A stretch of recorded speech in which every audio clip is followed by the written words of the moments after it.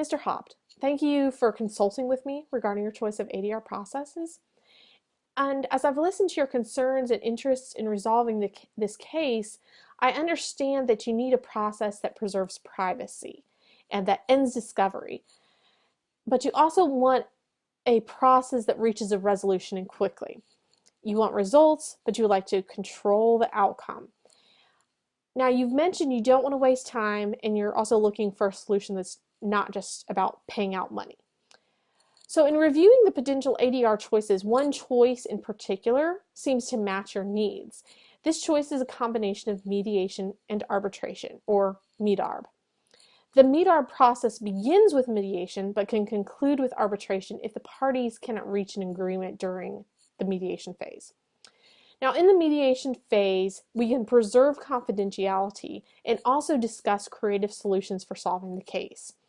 Because of mediation's focus on the interests of both parties, you would be able to come up with a business solution that would potentially allow you to make payments over time and also incorporate other solutions like allowing the architect to continue working on the condos and finishing those out. So I think that the flexibility and creativity of the mediation process would allow you to reach a resolution that would be acceptable for both parties and would be really a win-win situation. Additionally, mediation has proven over time to have a high settlement rate, meaning it's most likely to settle if it goes to mediation. If an agreement was reached during mediation, the process would be over, a settlement agreement would be signed and signed by both parties.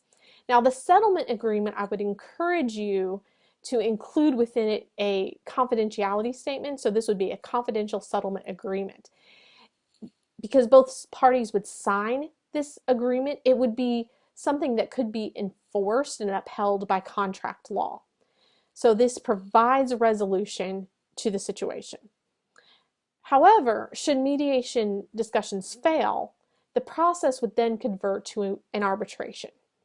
To preserve confidentiality within the arbitration, you should request a different third-party neutral to arbitrate the case. So you don't want the same mediator and arbitrator. You want different people so that you can preserve whatever is said during the mediation phase. Additionally, to ensure resolution is reached, you should request binding arbitration. This would require both parties to be bound by the arbitrator's decision. Now, I know you've talked about wanting to maintain control over the process. So to do that, the arbitration process would allow you to propose rules, which then the arbitrator would be required to follow. For instance, you could propose a rule where each side proposes an award and the arbitrator must choose one of the proposals when it makes its decision. Or you could propose a rule where the parties agree to restrict the range of the arbitrator's award to specific high and low boundaries. Again, because you can propose different rules for the arbitration process, it does allow you some control over how the process is controlled, and also it does allow you some control over the eventual outcome, especially if you can set a range for damages. The MEDARB process matches your case the best because it meets your two most important interests, which are stopping discovery and preserving confidentiality.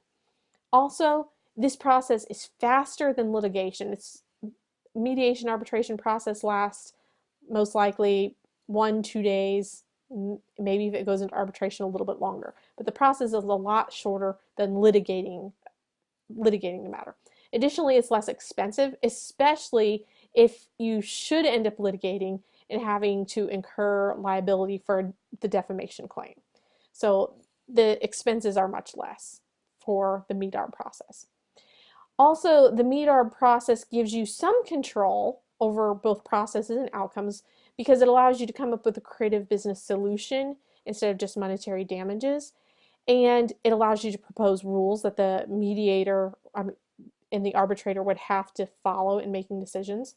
And finally, because of the arbitration feature, a resolution is ensured because the parties are encouraged to either settle during mediation or it's going to go to arbitration. If you have any further questions about this process, please let me know and I'll be happy to consult with you via phone. Thank you.